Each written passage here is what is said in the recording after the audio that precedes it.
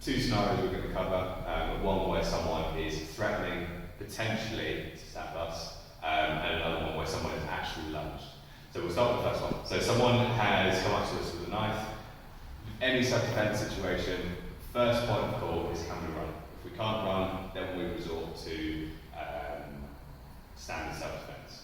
So standard self-defense first starts with both hands facing your opponent, keep your chin dipped, one foot in front of the other to have a stable foundation, and it also keeps us mobile to be able to move out of the way if we can. If we are close to being able to move out of the way, then we can step in that direction. Obviously, they're going to follow us as we come across, and then we can bolt. But obviously, if we are completely cornered, we're going to try self-defense. So, first one we're going to cover is a disarm. So the disarm simply consists of manipulating the tendons that come into our hand to then release the grip on the knife and get them to drop it, and then we can bolt after that. So the knife is just presented in front of us. We don't know if they're going to actually act on it or not, so they might lunge at any point, so we're going to have to be quick. So we're going to hit our palm on the inside of the wrist, the other hand is going to hit the back of the hand on the knuckles, and we're going to come across this way, okay? So it's important to follow through with the one on the back of the wrist, the back of the knuckles even, to come across, so it then brings the hand inwards, and then hopefully, that's what we use the knife, that one's where my thought is going. But you've got to do it hard and overcommit almost to ensure a release. The closer to the wrist, or closer to the hand rather, the better. So come from the self-defense position here, we're lunging forward and we're going for the release. As you just saw, there is a chance this will go wrong, and this might be a reason for us to skip this one because it's subjective. If they're really, really holding it hard, no matter how hard I snap it, it will not go. So you've got to pick your moment. You've maybe got to wait until they're not really concentrating on the knife. Maybe they're trying to get something from you, like your phone or your wallet, and then you can quickly strike and go for it while they're not really thinking about it.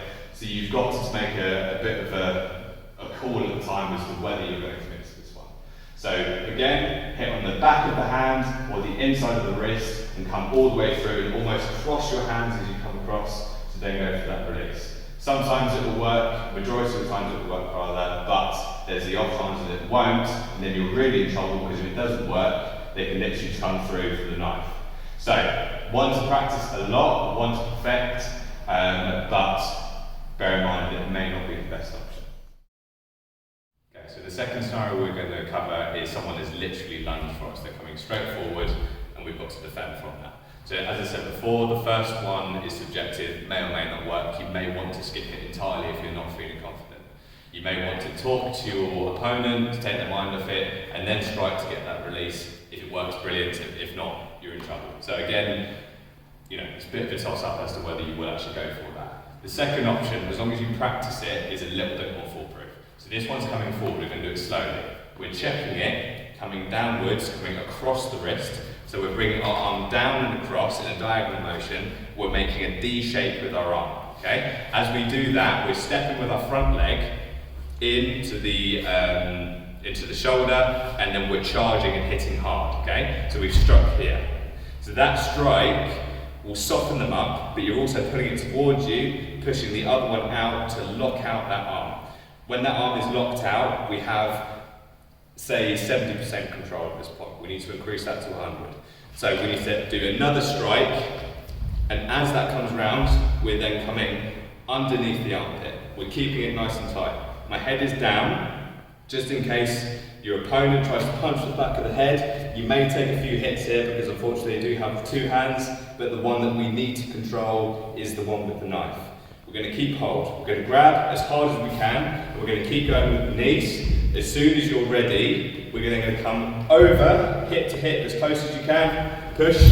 Do not let go of that arm. Keep it locked out as best you can, and then drape it over your thigh, and then keep hold. Then you can let go and strike to the head. Okay? When we're striking here, you need to hit as hard as you can until you feel safe.